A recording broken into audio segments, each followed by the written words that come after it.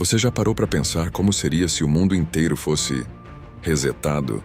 Se tudo que a gente conhece de repente fosse lavado por uma chuva que não para nunca? Pois é, essa é a história de Noé.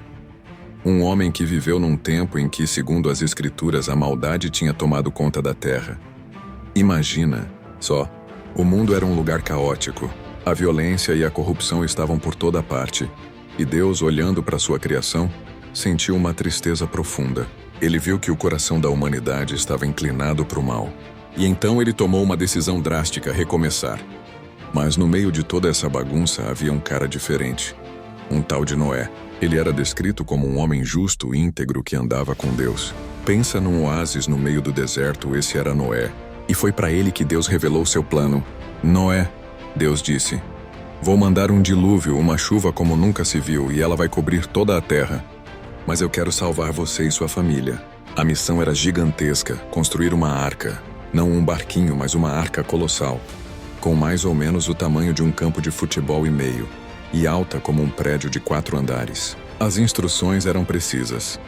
Madeira de cipreste, 3 andares, compartimentos para todos os tipos de animais e um teto. E tudo isso deveria ser selado com piche por dentro e por fora, para não entrar nem uma gota d'água. Agora se coloca no lugar de Noé. Seus vizinhos deviam pensar que ele tinha enlouquecido. Construir um navio gigante no meio da terra seca, onde já se viu. As pessoas provavelmente riam, zombavam, chamavam ele de louco. Olha o velho Noé construindo um barco para lugar nenhum. Mas Noé não se abalou, ele tinha fé. Ele e seus filhos Sem, Cã e Jafé trabalharam por anos a fio, martelando, serrando, seguindo à risca o projeto divino. E então o dia chegou, a arca estava pronta. E aí vem a parte mais incrível. Deus ordenou que Noé reunisse casais de todos os animais da terra. Imagina a cena: leões caminhando pacificamente ao lado de ovelhas, elefantes em fila, pássaros de todas as cores voando em direção à arca. Era um desfile da criação, uma procissão milagrosa, todos entrando organizadamente no gigante de madeira. Depois que Noé, sua esposa, seus filhos, suas noras e o último par de animais entraram, a porta da arca se fechou. E não foi Noé quem a fechou. Foi Deus, ponto. 7 dias depois o céu escureceu. A primeira gota caiu, depois outra e mais outra. E então, as comportas do céu se abriram e as fontes do abismo jorraram. Não era uma chuva normal, era um dilúvio. Choveu sem parar por 40 dias e 40 noites. A água subiu, cobriu as casas, as colinas, as montanhas mais altas. Tudo que tinha fôlego de vida na terra seca pereceu. A terra foi purificada.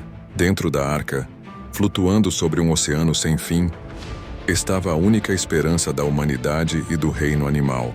Pensa na confiança que Noé e sua família precisaram ter, balançando na escuridão, ouvindo apenas o som da tempestade lá fora. Finalmente, depois de 150 dias, as águas começaram a baixar. A arca repousou suavemente sobre o topo do Monte Ararat, mas eles não saíram logo. Noé era paciente. Ele soltou um corvo que ia e voltava. Depois soltou uma pomba que voltou sem nada. Uma semana depois ele a soltou de novo. E dessa vez ela retornou com uma folhinha de oliveira no bico. Era o sinal. A vida estava brotando de novo. A terra estava seca.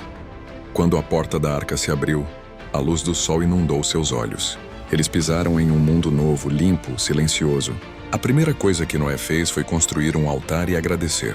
E nesse momento, Deus fez uma promessa, uma aliança não só com Noé, mas com toda a criação. Ele disse que nunca mais destruiria a terra com um dilúvio. E como sinal dessa promessa, ele colocou no céu o primeiro arco-íris. Então, da próxima vez que você vir um arco-íris depois da chuva, lembre-se, ele é mais do que um fenômeno bonito. É um lembrete de uma promessa antiga, de recomeço, de esperança e da incrível história de um homem que construiu um barco no deserto porque acreditou no impossível.